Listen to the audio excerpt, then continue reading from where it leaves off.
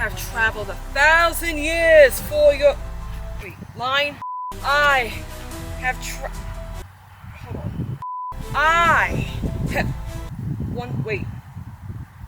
Chris, how do you do this thing? How do you... I have traveled 1,000 years for your death.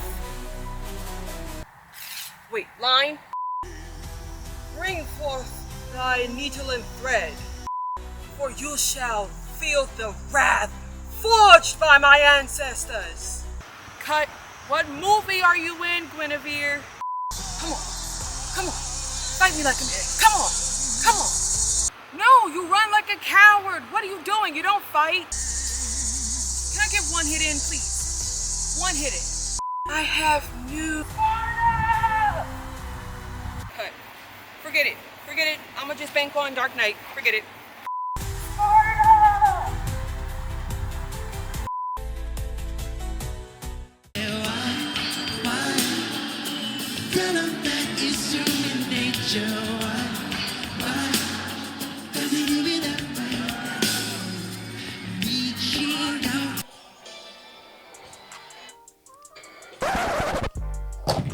Oh. My bad. Sorry about that. Congratulations to Far on the $1 billion box office record. You definitely deserve more money than what they're giving you, for sure. Welcome back. Quick FYI, I had LASIK surgery. I didn't want to wear glasses to cover this up for a movie review, so just be a little bit kind to me, please, as I'm dealing with redness blood issue. Thank you very much. Also, I have been corrected when it came to my Supergirl review. It is Detective Comics, not Dark Comics. Does that make the movie better? Nope. No, it doesn't. Does it make the entire franchise even more confusing? Yes, sir. It does. Also, when I do reviews and put out the ratings, box office, budgets, all the numbers, it is actually from when I start the video versus when I edit it. What I edit is different numbers because it's the most up-to-date numbers that I upload versus when I say it. So I'm giving the most up-to-date after the edit. But since this is my second time redoing it because my entire storage got destroyed, everything should be accurate. With that being said, let's get straight into the Odyssey. I know it's been a long time coming. Thank you for your patience. It's gonna be a ride. The Odyssey. Let's go into some statistics. Rotten Tomatoes is at 94%. IMDb is 8.5 out of 10. Letterboxd is 4.4 out of 5. The budget for this movie was $250 million, which is actually the highest amount of money for a rated R film. And every piece of this film shows that. It very much does. And the box office has $124.5 million domestic, $264.1 million global. The production companies for this film is Syncopy and Universal Pictures. Side note, when I did the skit, I literally had a Universal hat from when I went to Walt Disney World a long time ago. I did not realize Universal was the production company for this. So that was kind of ironic and iconic. The distribution company is also Universal Pictures. The director for this is none other than the infamous Christopher Nolan. I am a huge fan of his movies, and if you don't know his movies, he made these. I mentioned in my Supergirl movie review, I watched Man of Steel and navigate how to live life on Earth. And this one made me mad. So you're telling me your life is so bad, worse than Superman?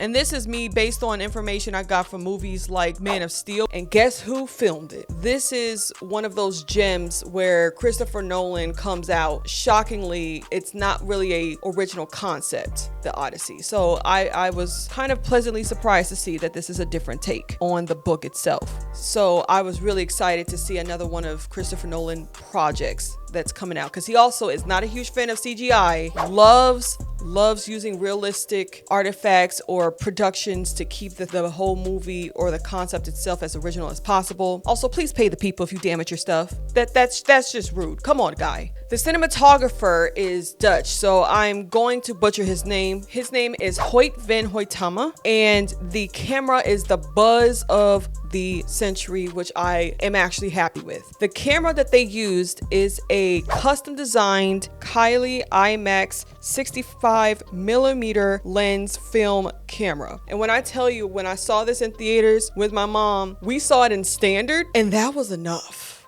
I was like, Chocolate? What? Chocolate? I can't hear you. They're selling chocolate. if it was in standard and it was as loud as that, I can only imagine IMAX. So I want to preserve my senses as much as I can while I'm young.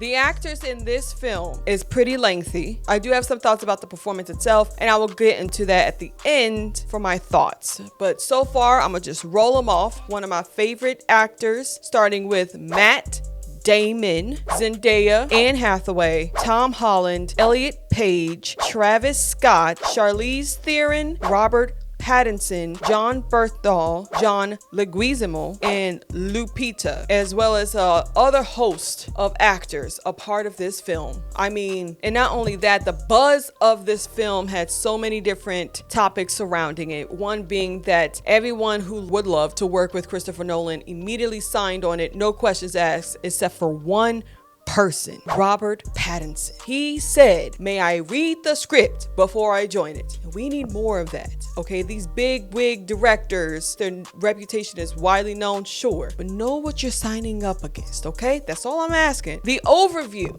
of the Odyssey. This is not an original concept, and it is fictional. And there is an actual city called the City of Troy. This is a book where Christopher Nolan reached into high school bags. When I was in school, we read The Great Gatsby by F. Scott Fitzgerald. And we also watched the movie The Great Gatsby with Leonardo DiCaprio and Tobey Maguire. I'm Gatsby.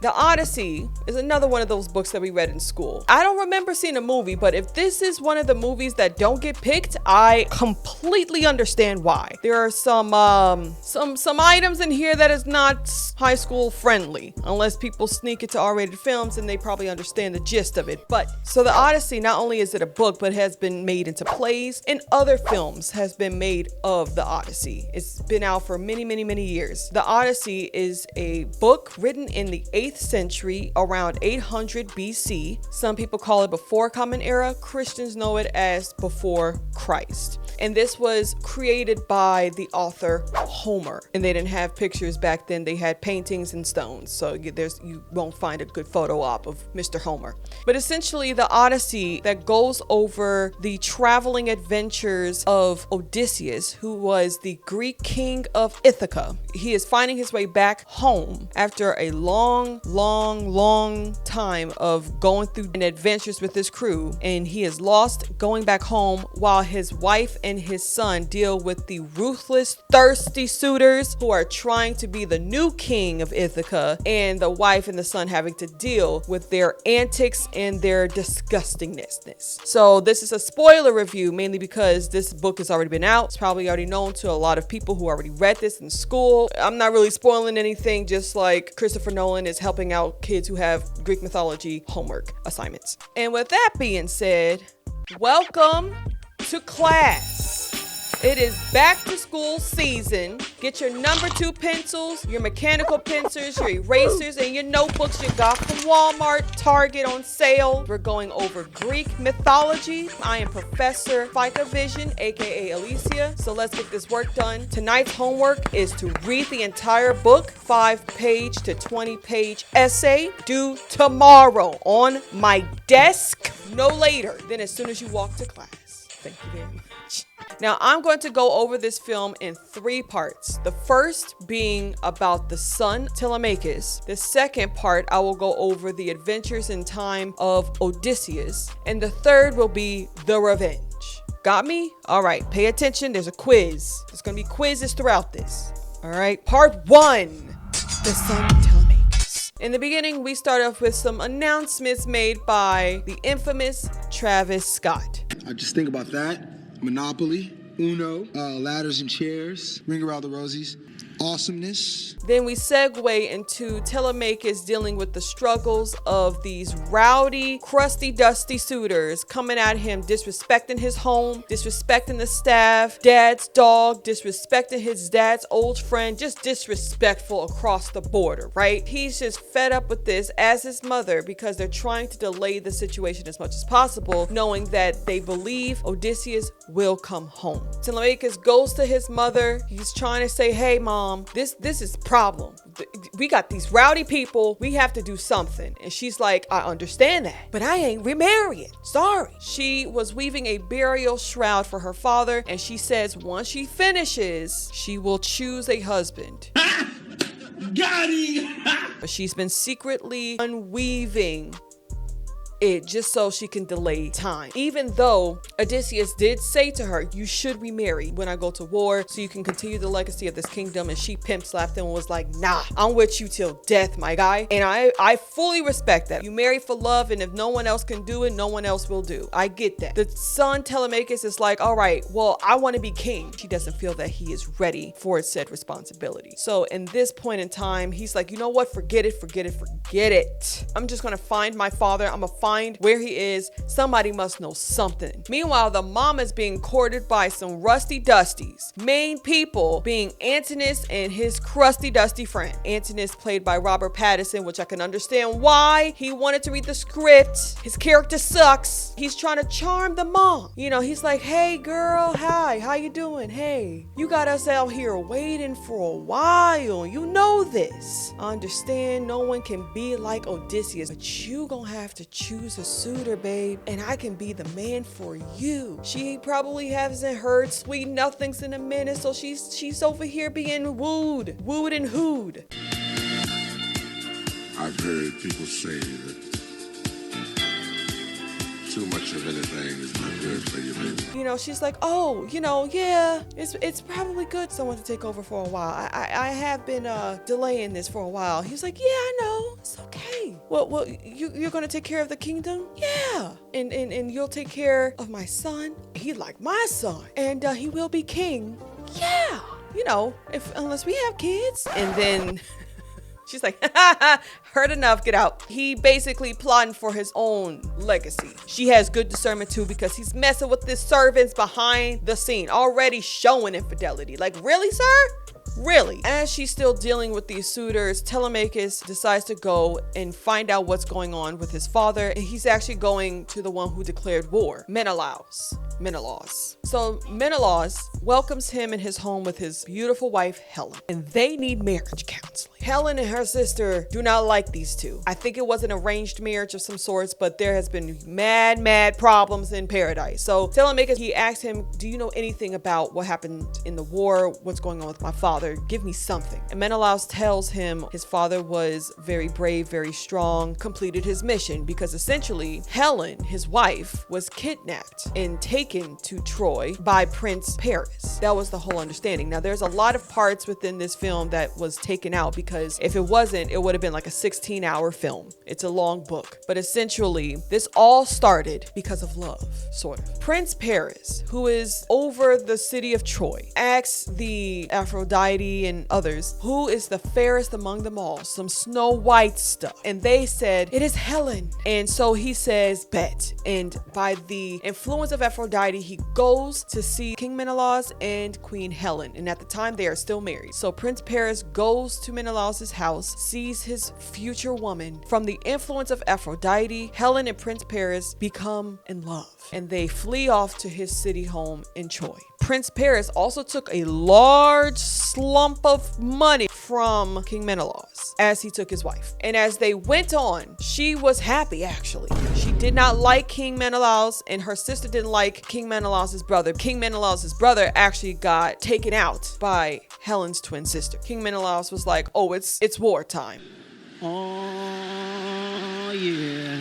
it's about to go down. So he orchestrated an army, which is the coalition that Odysseus was pledged to rescue Helen, even though Helen was happy with Prince Paris. And also, Helen was a part of some sabotage tactics to stop her from being taken back to King Menelaus. That is why King Menelaus was like, this is the face that launched 1,000 ships, because it all started with Helen not wanting to leave Prince Paris, left willingly, but it was saw as her being abducted. This is what has been told to Telemachus. Part 2, Odysseus and his adventures. So Odysseus is on an island. He's gray in the face, has some onset amnesia. He's on an island with a beautiful woman and he has no idea what's going on. The beautiful woman tells him, just go through your memory to help you regain. So he starts to go over his time in war. And one of the things that happened in war was, one of the tactics that Odysseus used to infiltrate Troy was build a Trojan horse so it can be snuck into the city and then they can take it from the inside. Antinous has a brother. Sinon signed up and going to war. What Odysseus told Sinon was to distract the guards of Troy so they won't look suspicious, not knowing that actually that was a ploy for his death so they can get into the city. Sinon died as a distraction, and that was not explained to him after infiltrating the city, go on other adventures. One of them being eating lotus plants, and lotus plants makes them lose the desire to want to go home. So one of the adventures that they went on was going into an island just to find some food. They go inside a cave where they see bags of cheese hanging in some sheep.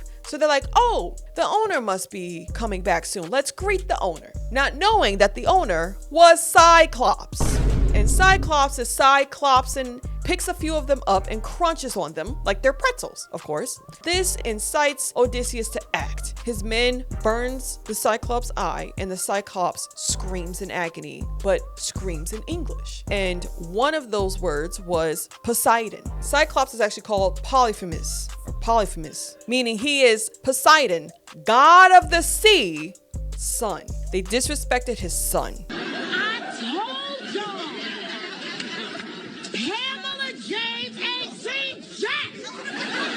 So then they dress up as sheep and go along with the sheep out of the cave. Odysseus feels like he has to get the last lick, and so he shoots an arrow into the Cyclops' eye. More of his men are killed, and they go on to sea escaping. They need to find some resources. So they go onto another island and they meet a woman there and they beg her and ask her if they could eat some of her food, if she has any food to spare. So she's like, sure, of course. Just drop off your items in the back, please. So they comply with her wishes. They come in and they sit at her table in her house and they start to eat the stew that she made. And they eat and they eat and they eat until they can't stop eating. And then the woman does something so horrific. My mom and I had to shield our eyeballs. So the woman is actually a witch named Circe.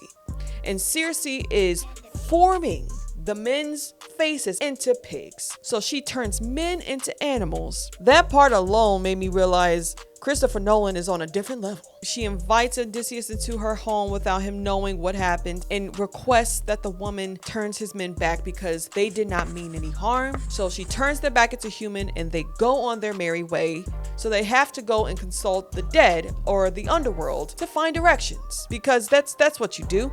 I'd like to make contact with you, but just one little thing, please. Don't pop out from under a rug or through a keyhole. No spooking. Can you deal with that? Can you?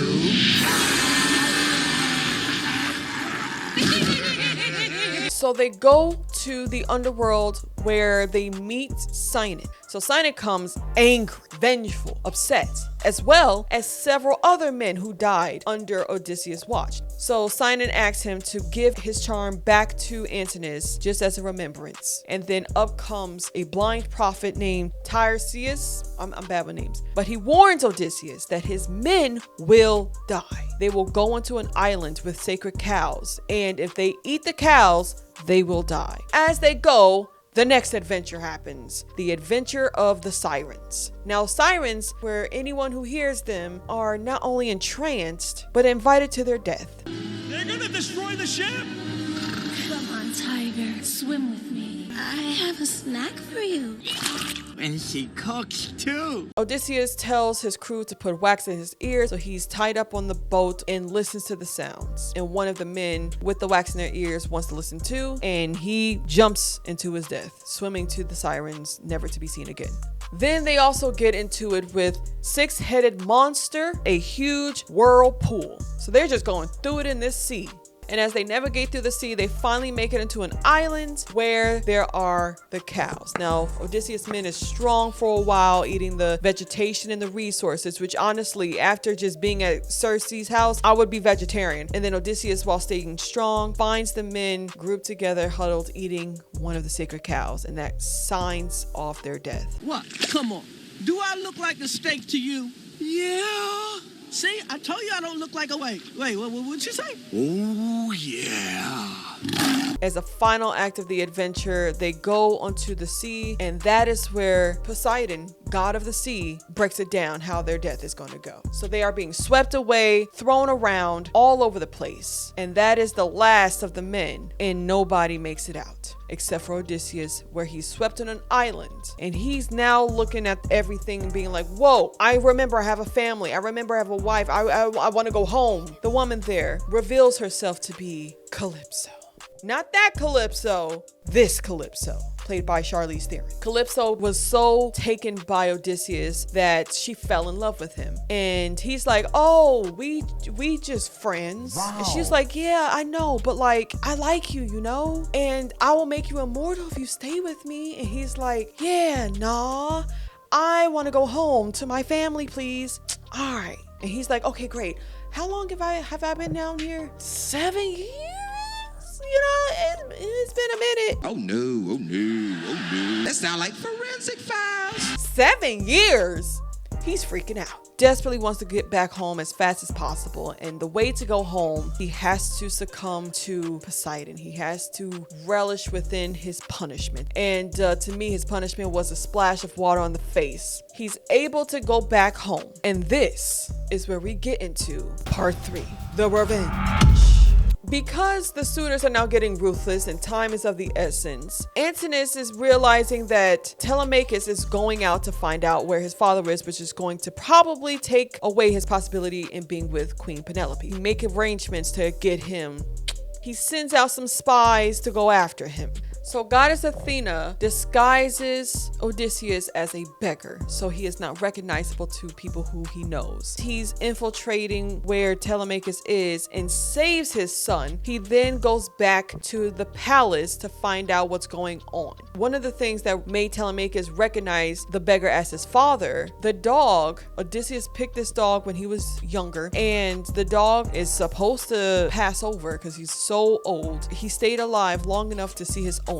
When Telemachus sees that the dog, petted and loved by the beggar, and passes, that sparks the recognition that the beggar is actually Odysseus. So Odysseus and Telemachus goes into the palace, sees the ruckus that suitors are making. Odysseus gives Antinous a charm Sinon gave him. There's some more ruckus about to be made because that incites some guilt and anger by Antinous. Queen Penelope sees all of this and asks the beggar to stay. And this is where we get more information about what actually happened in the war. Now, there is a thing very heavily themed within this movie of Zeus's law, and there are standards and rules and laws that they all live by, and that was broken once they infiltrated Troy. Once they've infiltrated the city and did their job in rescuing Queen Helen, they also killed innocent people, desecrated the statue of Athena, and they even take away the life beheading priestess, who is Zendaya's character, who was in there for a minute. And she was basically a reminder of the guilt of what he's done. What was supposed to be a rescue mission became a huge bloodbath.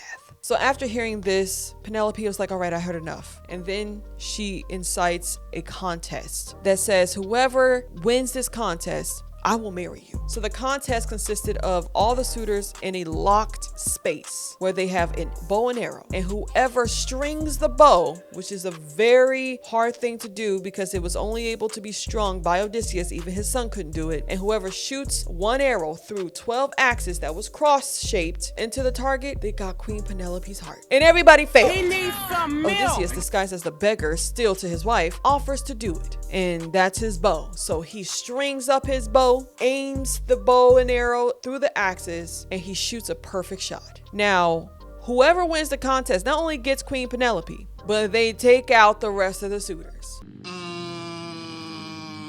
Okay, we are cooked. And once Odysseus shot the arrow, that was also a recognizable thing that she knows only Odysseus could do. That made him recognizable to her. So both the son and the mother now recognizes Odysseus, and he starts to go crazy. Telemachus is in the room and he wants to help his father, but his father was like, do not do anything. This is treason of what I'm doing and you will be exiled. The blood is on my hands. Telemachus also has a moment where he realizes someone is helping, giving weapons to the other suitors. So he goes and fights that guy while his father fights the rest of the suitors. And during the fight, Antinous was so cowardly. Like, he's over here telling people, oh my gosh, go get him. What are you doing? Go get the spears. Get the spears. I'm like, sir, you're standing in the corner saying all this stuff.